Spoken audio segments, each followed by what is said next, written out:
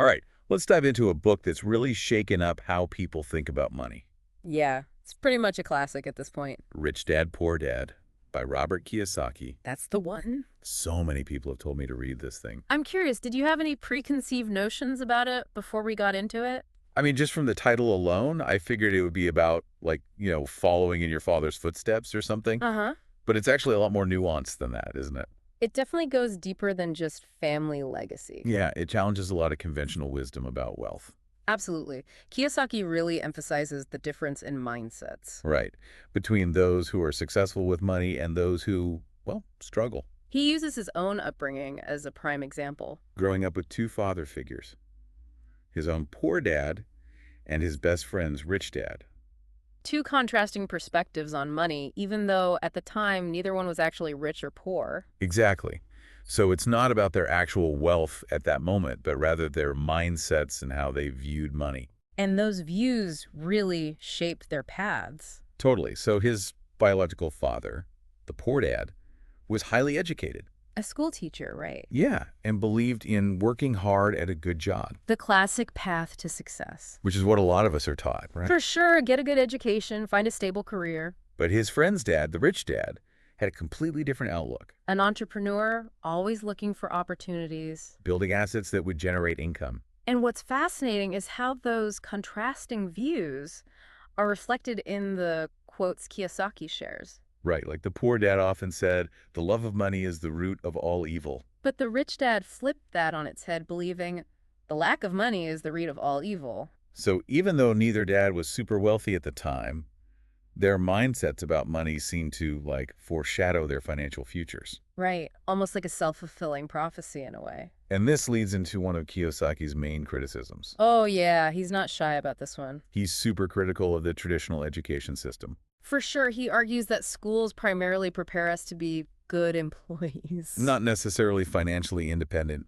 individuals. We're taught to work for money, not the other way around. And this is where that story about his first business venture comes in. The toothpaste making operation. Oh man, that story is classic. 9-year-old Kiyosaki and his friend Mike cooking up toothpaste On a hibachi grill, no less. using milk cartons as molds.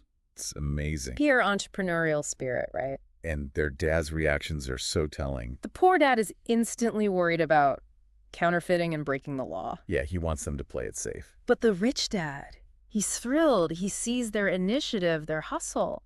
Even though the business is technically illegal, he focuses on the positive. He views it as a learning experience, a lesson in entrepreneurship. It's like he's saying, don't be afraid to try things, even if you fail. And this whole experience sets the stage for Kiyosaki's next point about the rat race. That cycle of working hard for little reward, right? Yeah, and to really drive this point home, the rich dad hires Kiyosaki to work in his convenience store. For a measly 10 cents an hour. Can you imagine? I know, right? Kiyosaki feels completely exploited, and even his poor dad thinks it's almost child labor.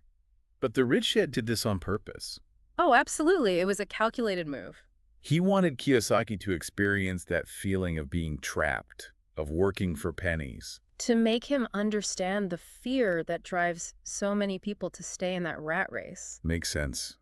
If you never feel the trap, you'll never be motivated to escape it. Right. It's all about pushing him to find a different path. And that leads perfectly into the core concept of the book, Assets versus liabilities. which Kiyosaki lays out so simply. An asset puts money in your pocket. A liability takes money out of your pocket. But I think this is where a lot of us get tripped up, right? It's easy to mistake a liability for an asset. Oh, definitely, especially with things like houses or cars. Yeah, we think, I own this, so it must be an asset. But if it's costing you money every month, it's actually a liability. Mortgage payments, property taxes, car loans, all taking money out of your pocket. So Kiyosaki's point is that we need to focus on acquiring things that generate income. Things that actually pay you instead of draining your bank account. And he highlights this through the difference between net worth and cash flow. Net worth being the snapshot of your financial position at a given moment. All your assets minus all your debts. The cash flow is the actual movement of money. The income coming in versus the expenses going out. It's like the river analogy, right? Yeah, net worth is the volume of water, but cash flow is the current. And Kiyosaki argues that cash flow is much more critical for financial freedom. Because it's not about how much you're worth on paper. but how much money is actually flowing into your pockets consistently. And to illustrate this, he uses diagrams to show the cash flow patterns of the rich, poor, and middle class. It really highlights how the rich focus on building their asset column, Things like businesses, real estate, investments that generate income. which leads to that bold statement. The one that kind of sums it all up. The rich don't work for money. They have their money work for them. It's a mind-blowing concept when you really think about it. It definitely challenges the traditional idea of trading time for money. And that's just scratching the surface of Rich Dad, Poor Dad. We've got a lot more to unpack in this deep dive. We'll be right back after a quick break. So before the break, we were really getting into how the rich use their money differently.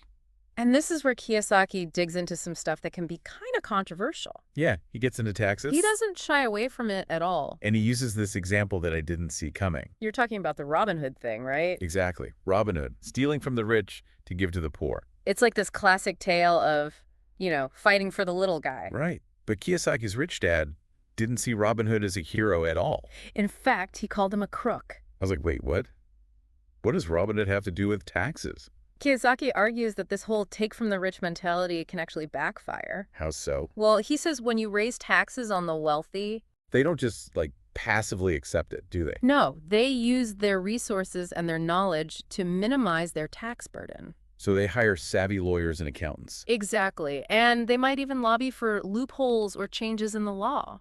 So they're playing by a different set of rules. That's Kiyosaki's point. And he says the rich have an advantage in this game because they understand corporations.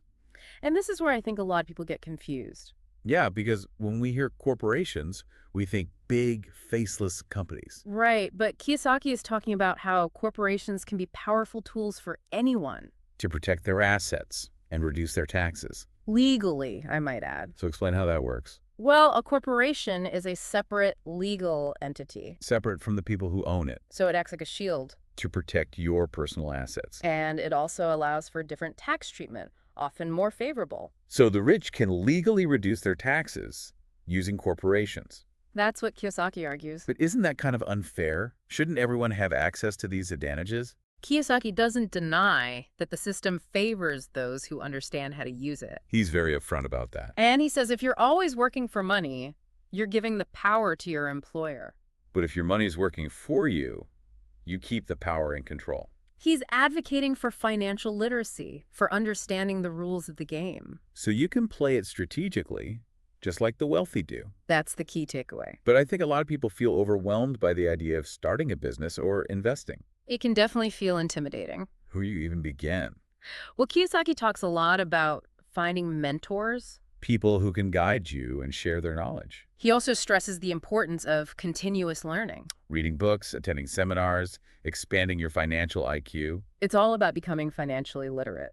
And he talks a lot about overcoming fear. Yeah, fear of failure, fear of making mistakes. Those are huge obstacles for a lot of people when it comes to money. Kiyosaki argues that most people only know one solution when it comes to money. Work hard, save, and borrow. But he's encouraging a different approach. One that's based on increasing your financial intelligence. Because you want to be the kind of person who creates your own luck. It's about shifting your mindset. From scarcity to abundance. From fear to opportunity. And one way to create your own luck is to develop the ability to spot opportunities that others miss. And he talks about this a lot in the context of real estate investing. Which he sees as a powerful tool for building wealth. He shares stories about finding undervalued properties and negotiating killer deals. But it's not just about real estate, right? No, he talks about stocks, bonds, all sorts of investments. It's about diversifying your portfolio. And learning how to make money work for you in different markets. But what's really interesting is his concept of the unfair advantage. Yeah, what did you make of that? It's like finding that edge, that unique advantage you have in a particular market. It could be specialized knowledge, access to deals, a specific skill set.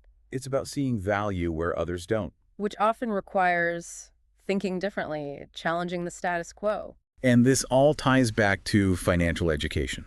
The more you learn, the better equipped you are to spot those hidden opportunities. But Kiyosaki also emphasizes that building wealth isn't just about hoarding money for yourself. He talks a lot about giving back, about generosity. He's a big believer in tithing and sharing your wealth with others. And he even says, if you want something, you first need to give.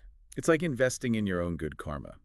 And he makes this interesting point about greed. He says poor people are more greedy than rich people. But he's not talking about greed in a moral sense. Right. It's more about being focused on scarcity. Instead of abundance and opportunity. So he's really challenging these deeply ingrained beliefs about wealth and poverty, He's flipping the script. encouraging us to cultivate a mindset of growth and generosity. And to take control of our financial futures. We've thrown a lot of information at you in this deep dive. It's a lot to process, for sure. So let's recap some of the actions Kiyosaki recommends. Okay, so we've talked about finding mentors, reading books, attending seminars. What else does he suggest? Well, he's all about taking action.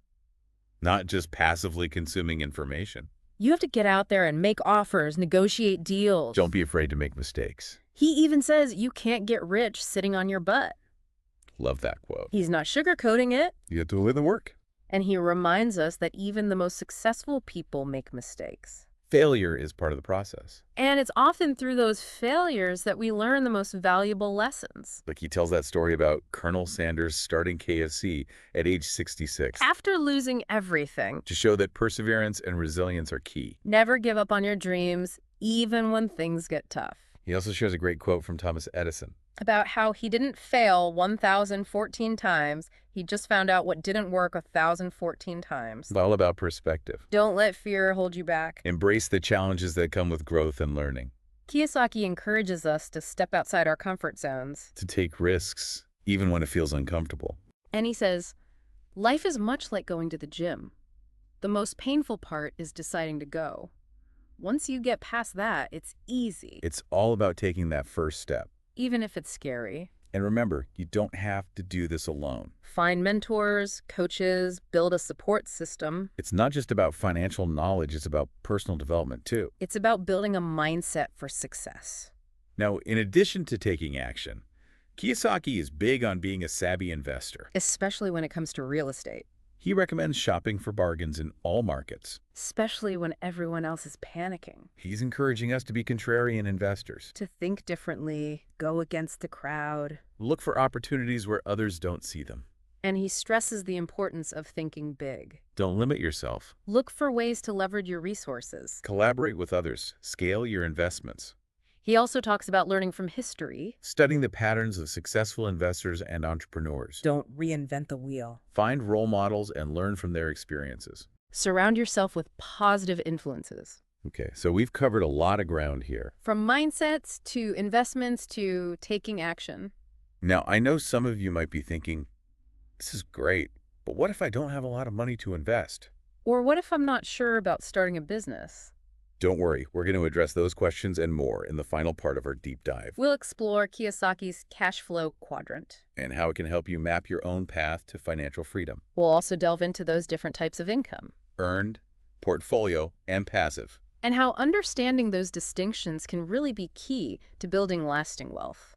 Okay, so we're back and ready to wrap up our deep dive into Rich Dad, Poor Dad. I feel like we've covered so much already. Right, from mindsets to assets, even those corporate strategies. But Kiyosaki doesn't stop there. He throws another concept into the mix. Oh yeah, the different types of income. He really breaks it down, goes beyond that simple active versus passive idea. So he talks about earned income, portfolio income, and passive income. Exactly, and he argues that understanding these distinctions is key. To building real, lasting wealth, right? Absolutely. It's not just about how much money you make. It's about where that money comes from and how much control you have over it, So let's start with earned income. which is what most of us are familiar with, unfortunately. Yeah, that good old paycheck. That's what you get in exchange for your time and effort. The classic trade-off. But Kiyosaki points out that earned income is also the most heavily taxed. And the least secure in many ways. Because if you stop working, the income stops. You're tied to that time for money exchange. And there are only so many hours in a day, right? Exactly. So that's why Kiyosaki emphasizes building other income streams. Specifically, portfolio income and passive income. Those are the paths to financial freedom.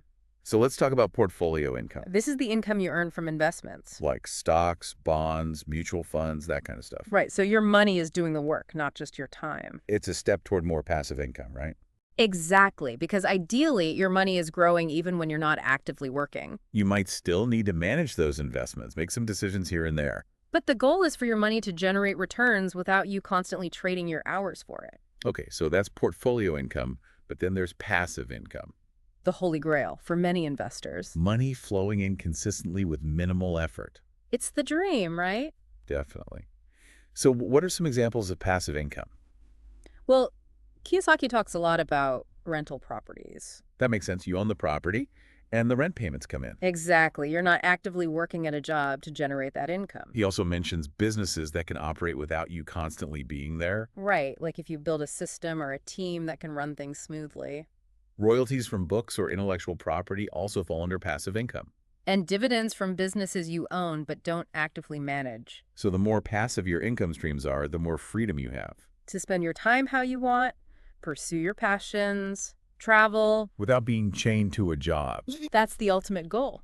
And this is where Kiyosaki's cash flow quadrant comes in. Remember those 4 quadrants: employees, self-employed, business owners, and investors.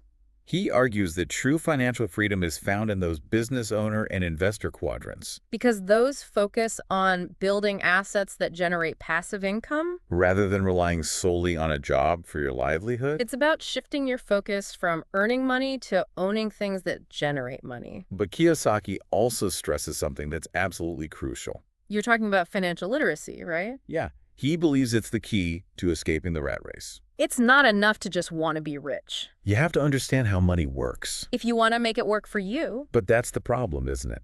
Traditional education doesn't really prepare us for this. He's very critical of that. He says schools focus on preparing us to be good employees. Not savvy entrepreneurs or investors? We're taught to work for money, not to have our money work for us. So where do we go to get this financial education? Well, Kiyosaki encourages us to be lifelong learners. To seek out knowledge from different sources. Read books, attend seminars, find mentors. Anything that expands your financial IQ. He's a huge proponent of taking action, not just absorbing information. Get out there, make offers, negotiate deals. Don't be afraid to stumble along the way. He says you can't get rich sitting on your butt. You have to put in the work, make things happen. And he reminds us that even the most successful people have made mistakes. Failure is a part of the journey. It's often through those mistakes that we learn the most valuable lessons. He shares that great Thomas Edison quote. About how he didn't fail 1,014 times. He just found out what didn't work that many times. It's a powerful reminder to embrace challenges. Don't let fear hold you back from pursuing your goals. So Rich Dad, Poor Dad is ultimately a call to action. To take control of your financial future, create the life you want. He's given us a roadmap. It's up to us to take the wheel. Remember, it's not just about money, it's about freedom and abundance. It's about living a life where you're in control of your financial destiny. So go out there, start building the future you deserve. That's it for our deep dive into Rich Dad, Poor Dad. Hope you found it insightful. We'll catch you next time.